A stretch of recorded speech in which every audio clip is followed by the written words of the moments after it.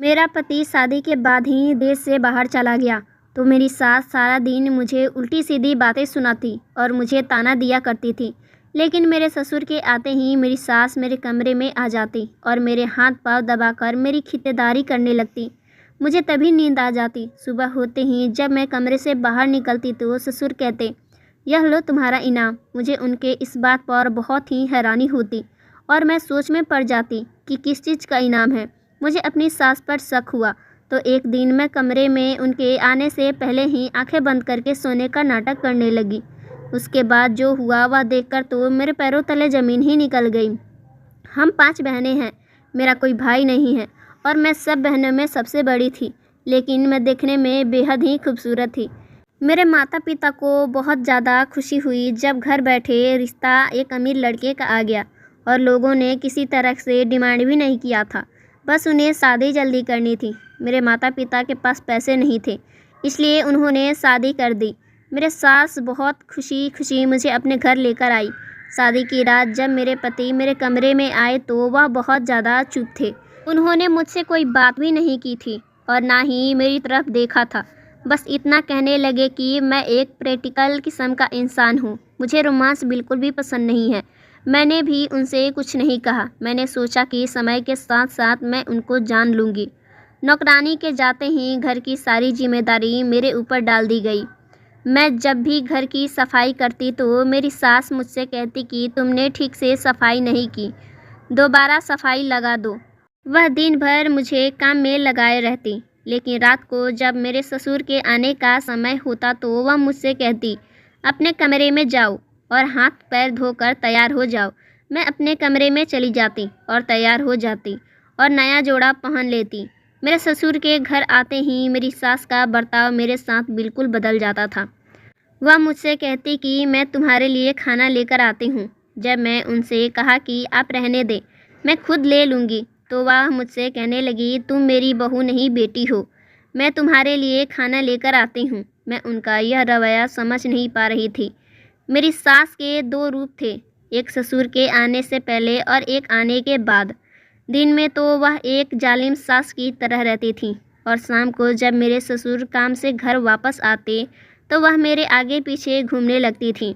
मैं नहीं जानती कि इस बात के पीछे क्या राज था, लेकिन जब यह राज मेरे सामने खुला तो मेरे पैरों तले से ज़मीन ही निकल गई थी।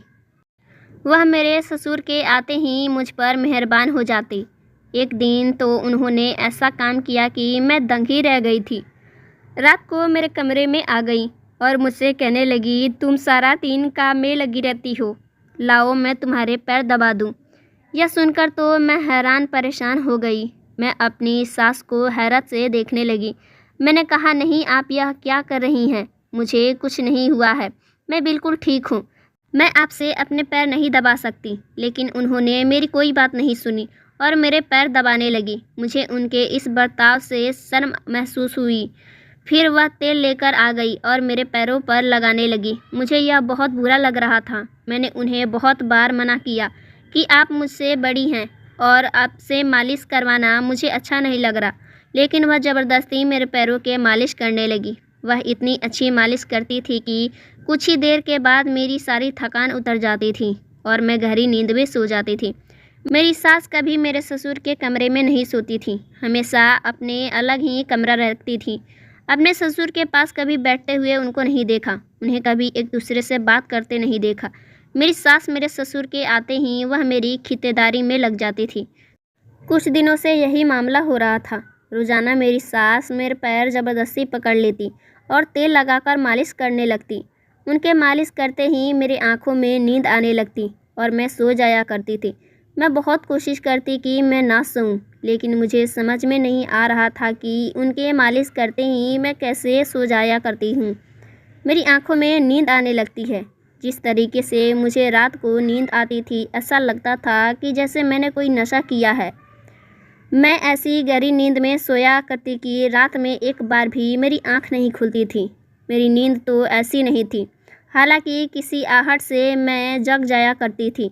मेरी आंख खुल जाया करती थी, लेकिन जब से मेरी सास ने मेरे पैरों में तेल लगाना शुरू किया है, मुझे होश ही नहीं रहता था कि मैं कहाँ हूँ। यहाँ मेरे ससुराल में मेरे साथ बहुत अजीब गरीब इत्तेफाक हो रहे थे। एक बार किसी ने बाहर का दरवाज़ा खटखटाया। मैंने जैसे ही दरवाज़ा खोला, दरवाजे के बाहर एक बच्चा फ्लावर्स बुक लेकर खड़ा हुआ था। वह फ्लावर्स बुके उसने मुझे दिया और कहने लगा कि आपके लिए है। मैं उस बच्चे को देखकर मुस्कुराने लगी। मैंने सोचा कि हो सकता है यह कोई मेरी सास का जानने वाला हो, इसलिए मैंने फ्लावर्स बुके को उससे ले लिया। वह बच्चा चला गया। बुके में कार्ड भी लगा हुआ था जिस पर लिखा था, खूबसूरत लड़की के लिए खूबसूरत सा गिफ्ट, आपको चाहने वाला। यह पढ़कर मुझे झटका लगा। मैंने घबराहट व बुके वहीं पर फेंक दिया। पता नहीं यह कौन था जिसने यह घटिया हरकत मेरे साथ किया था। मैं अपने कमरे में चली गई और कमरे का दरवाज़ा बंद कर ली। मैं उस आदमी के बारे में सोचने लगी। मेरी अपनी परेशानी खत्म होने का नाम नहीं ले रही थी। यह एक नई मुसीबत मेरे गले पड़ गई थी। सुबह जब मैं अपने कमरे से बाहर आई तो मेरे पूरे शरीर में दर्द हो रहा था और मुझे बहुत ज़्यादा थकान महसूस हो रही थी। मेरी आंखें बंद हो गई थीं। मेरे सर में भी दर्द हो रहा था। जब मैं अपना नाश्ता बनाने के लिए किचन में जाने लगी तो मेरी सास ने मुझसे कहा, तुम यहीं बैठो, मैं तुम्हारे लिए नाश्ता बना लेती हूँ। सबसे पहले उन्होंने मुझे नींबू पानी दिया। उससे मेरी नशा कुछ कम हो गया। उसके बाद मेरी सास ने मेरे सामने नाश्ता रख दिया और जब मैं नाश्ता करने लगी तो मेरे ससुर मेरे सामने ही आकर बैठे हुए थे, मुझे देखकर और मुस्कुरा रहे थे। और फिर उन्होंने मुझसे ऐसी बात कही कि मैं सुन ही रह गई, तुम लाल कलर के कपड़ों में बहुत ही अच्छी लग रही हो। यह सुनकर मुझे बहुत बड़ा झटका लगा क्योंकि लाल कलर का सूट तो मैंने रात ही पहना था और वह मेरा नाइट सूट था जो कि मैं अपने कमरे में जाने के बाद ही पहनती थी और फिर मैं बाहर नहीं निकलती थी। तो फिर मेरे ससुर को कैसे पता चला कि मैंने रात को लाल रंग का सूट पहना था। उनकी बात सुनकर मैं शर्म से पानी पानी हो गई। मैंने अपनी नज़रें नीचे कर ली। अब तो मुझे शक होने लगा था कि रात को मेरे साथ होता क्या है। तभी तक मैं यही सोच रही थी कि मैं रात को इतनी गहरी नींद में कैसे सो जाती हूँ और मेरे ससुर को कैसे पता चला कि मैंने रात को किस कलर का सूट पहना था। मैं इसी बात में उलझी हुई थी कि मेरे साथ एक और बड़ी हरकत हो गई जिसने मेरे होश उड़ा दिए। मैं किचन में बर्तन धो रही थी कि मुझे महसूस हुआ कि कोई मुझे छुपकर देख रहा है। मैं किचन में इधर उधर देखी लेकिन वहाँ कोई भी नहीं था, लेकिन मुझे एहसास हुआ कि ज़रूर मुझे कोई छुपकर देख रहा है। मैं परेशान हो गई। पता नहीं यह कौन था जो मुझे देख रहा था और कहाँ से देख रहा था। हमेशा किचन घर के आंगन में ही था और हमारे घर के आसपास भी बहुत सारे घर थे। हमारे घर के सामने वाला घर से हमारा किचन साफ नज़र आता था। औरत की फितरत होती है कि वह अपने ऊपर उठने वाले हर नज़र ढूंढ लेती है। मैं किचन से बाहर आई। मैं आसपास की घरों में देखी, फिर भी सामने वाला घर की तरफ देखा तो वहाँ पर एक खिड़की खुली हुई थी। वहाँ से मुझे कोई दूरबीन से देख रहा था क्योंकि वह दूरबीन मैंने अपनी आँखों से देखा था। वह जो कोई भी था मुझे ही देख रहा था और जब मेरी नज़र उस पर पड़ी तो वह मुझे देखकर वहाँ से फ़ौरन हट गया। एक तरफ तो मैं अपने ससुर की बातों से और सास की हरकतों से परेशान थी और दूसरी तरफ पता नहीं यह कौन अनजान आदमी था जो पता नहीं मुझसे क्या चाहता था। कुछ दिनों बाद किसी ने मेरे घर के आंगन में एक कागज़ का टुकड़ा फेंका और वह इस समय फेंका था जब मैं किचन से बाहर आ रही थी। मुझे वह कागज़ का टुकड़ा नज़र आया तो पहले तो मैंने उसे नज़रअंदाज कर दिया, लेकिन फिर मैंने सोचा कि कहीं मेरी सास की नज़र इस पर पड़ गई और वह उठा ली, तो इसलिए मैंने वह कागज़ उठा लिया और अपने कमरे में आ गई। मेरा दिल बहुत ज़ोर ज़ोर से धड़क रहा था। पहले मैंने सोचा कि इस कागज़ को फेंक देती हूँ, लेकिन फिर ख्याल आया कि एक बार पढ़ कर देखती हूँ आखिर इसमें क्या लिखा है। मैंने वह खोलकर पढ़ा ही शुरू किया था कि इतने में कोई मेरा दरवाज़ा खटखटाने लगा। मैं एकदम झट से उठी थी। मुझे पता था कि मेरी सास ही होंगी। मैं जल्दी से उस लेटर को अपने अलमारी के कपड़े में दबा दी और अपने चेहरे से पसीने साफ किया। फिर दरवाज़ा खोला। जैसे ही मैंने दरवाज़ा खोला तो मेरी सास मुझे शक की निगाहों से देखने लगी। मुझसे पूछने लगी कि मैंने अपने दरवाज़ा क्यों बंद किया था। पहले से ही मैं लेटर की वजह से घबराई हुई थी। और अभी मेरी सास के सवाल। मैंने खुद को संभालते हुए उनसे कहा कि मैं बाथरूम में थी, इसलिए मैंने दरवाज़ा बंद करके रखा हुआ था। लेकिन मेरी सास को मेरी बात पर यकीन नहीं आया और वह मुझसे पूछने लगी कि तुम इतनी घबराई हुई क्यों हो।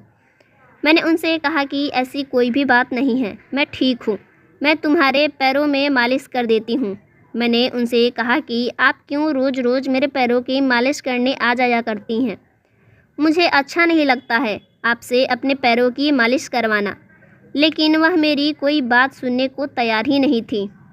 आज मैंने यह पक्का इरादा कर लिया था कि मुझे उनसे अपने पैरों की मालिश नहीं करवानी, क्योंकि मेरा दिल कह रहा था कि जिस तेल से वह मेरा मालिश करती हैं उसमें कुछ न कुछ मिलाया हुआ है, कुछ न कुछ गड़बड़ ज़रूर है।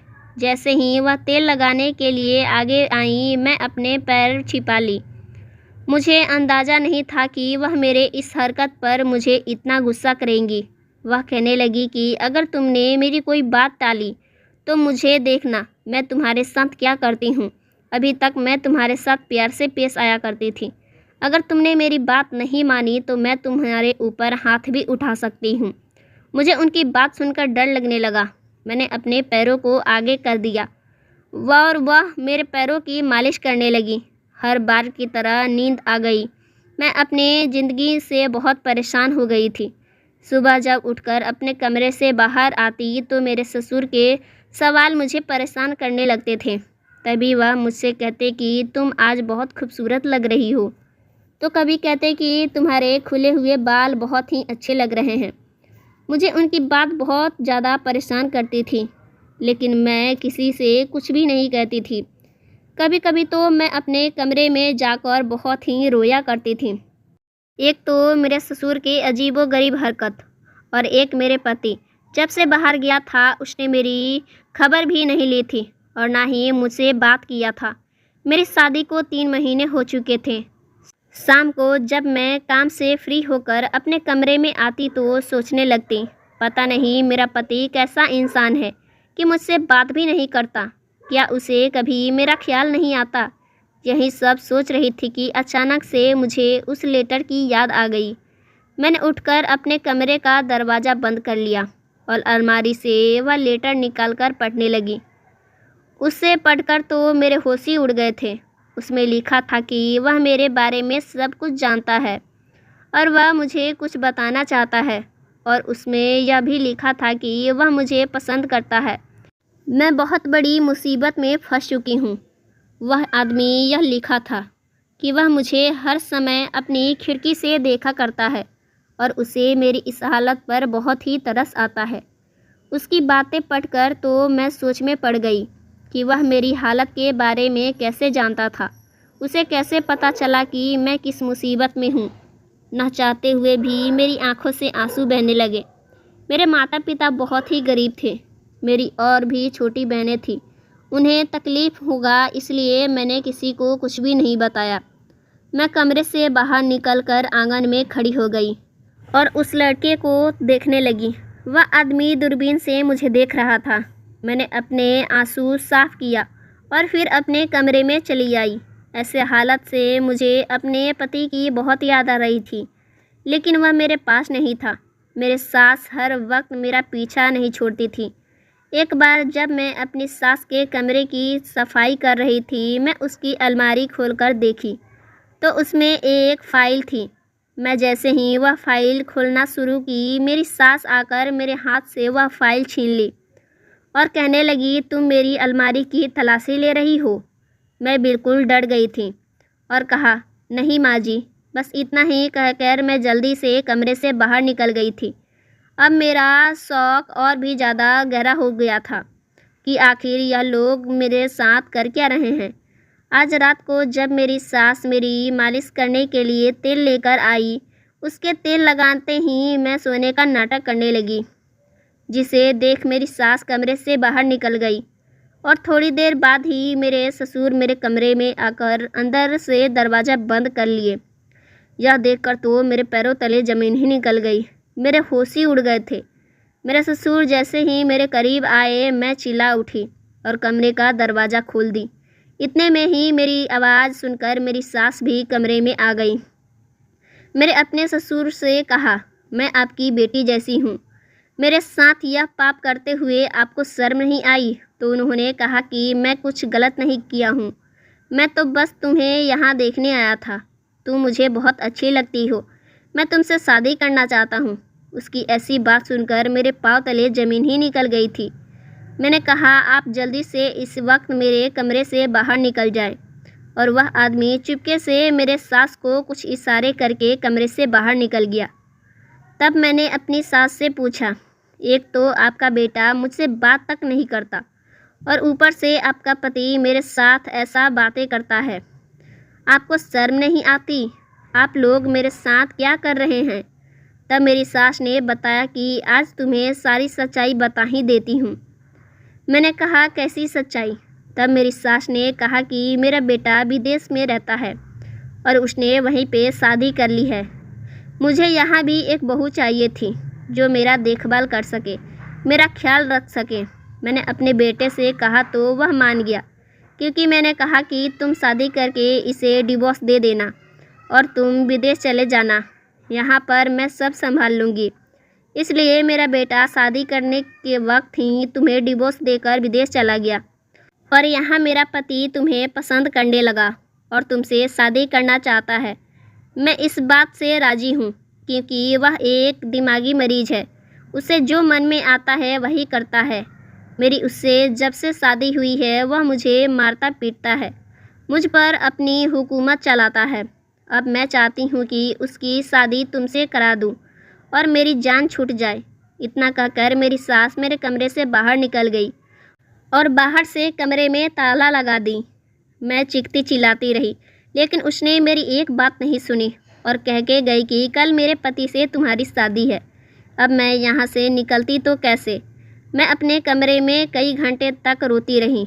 तब मुझे ख्याल आया कि जो शख्स मुझे बाहर से देखा करता है और मुझे यहाँ से निकालने के बारे में कहता है, क्यों ना मैं उससे मदद ले लूँ।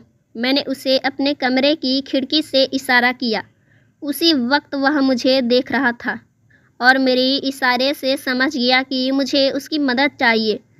थोड़ी देर बाद मेरे घर पुलिस आ गई और मेरे सास ससुर को पकड़ के जेल में ले गई।